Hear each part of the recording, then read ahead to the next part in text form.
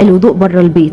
لو بتلاقي صعوبة في الوضوء بره البيت والشيطان بيغلبك وبتتركي الصلاة او بتجمعيهم لما تروحي، هقولك على 3 حاجات لو عملتيهم مش هتلاقي اسهل من الوضوء والصلاة بره البيت، ومش هتفوتي ولا فرض. اولا لو انت لابسه نقاب، البسي النقاب الاستك اللي بينزل لتحت ده، مش السعودي اللي بيترفع لفوق، لان ابو استك ده سهل ومريح وبيتظبط بسرعه ومن غير مرايه، ومش بيلخبط الخمار من قدام، بتعرفي تسويه تاني. ثانيا الكم بتاعك لازم تلبسي حاجه وانت خارجه كمها واسع عشان تقدري ترفعيها بسهوله، ما يكونش الكم مقفول من هنا عشان تقدري ترفعيه. ما تقوليش الكم ضيق بقى فمش هعرف اتوضى فخلاص مش هصلي. وطبعا ما ينفعش نمسح على الكم من بره، لان شفت نساء بتعمل كده. لازم غسل اليدين الى المرفقين، لازم المرفقين كلهم لحد هنا يتم غمرهم بالمياه، مش لازم دلك بس لازم الميه تمشي عليه كله.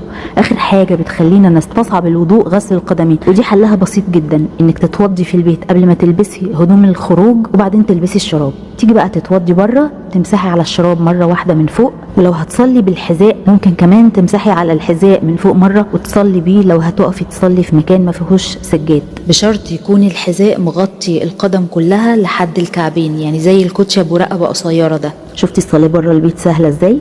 كنت معاكم كنزي زهرة، واسيبكم في رعاية الله، والسلام عليكم ورحمة الله وبركاته.